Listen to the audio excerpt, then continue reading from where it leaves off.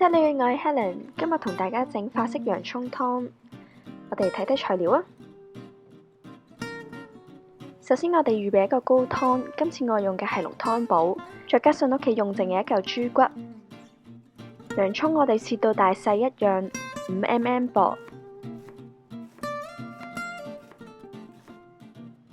切好我哋就可以預備炒洋葱，加橄欖油、牛油。咁加咗橄欖油、牛油呢，就冇咁容易炒燶啦。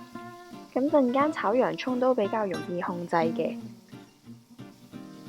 咁我哋將嚿牛油融化咗之後呢，就可以加洋葱啦。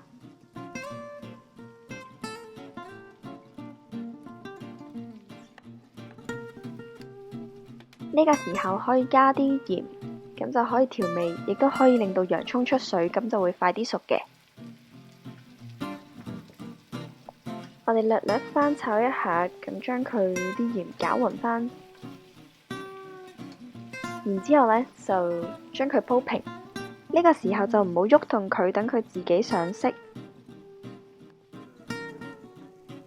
去到呢個地步呢，鍋底都已經開始上色㗎啦，但係洋葱呢，就唔會話炒到燶晒嘅。再嚟我哋就可以加入一種法國烈酒干邑。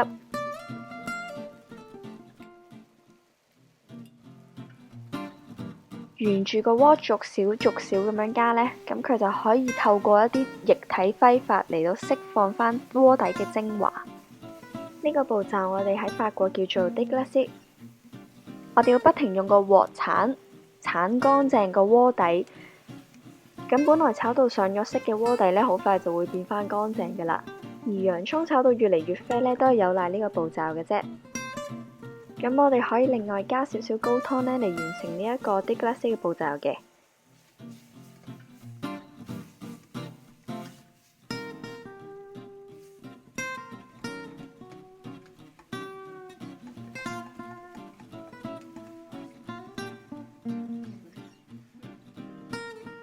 當你個鍋底清乾淨之後呢，我哋就可以轉翻個細啲嘅煲啦。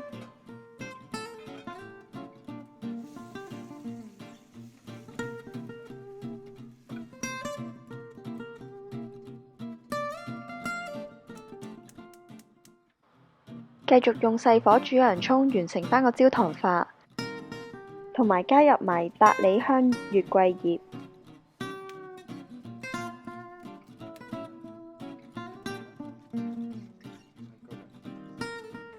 加極少量嘅高湯，為咗我哋喺長時間煮洋葱嘅時候呢，唔好令到佢炒燶。咁我哋就可以冚蓋，等佢慢慢煮啦。呢個份量都要大概煮1個鐘左右。30分鐘之後，咁佢嘅樣子都依然係比較白嘅，而且呢都未夠好完熟。咁我哋繼續煮佢。煮咗1個鐘之後呢，洋葱啡得嚟唔會焦黑，而且呢都煮到好軟熟啦。咁就可以。咁我哋就嚟將焦糖洋葱同埋高湯混合埋一齊，再煲佢30分鐘左右。趁呢個時候，我哋就預備翻陣間灑上面嘅漢江麵包啦。法文叫做 croûton。咁我哋灑翻一啲芝士碎，咁我用嘅係法國嘅 Comté。咁其實用咩芝士碎都可以嘅。咁我哋喺焗爐160度烘10分鐘，見到表面上色同埋乾脆就可以㗎啦。所有材料都預備好啦，咁我哋就可以揾一個焗盤，加入大概1cm 嘅水位，你嗰個裝滿洋葱湯嘅湯碗，加入 croûton 同埋再灑無限咁多嘅芝士。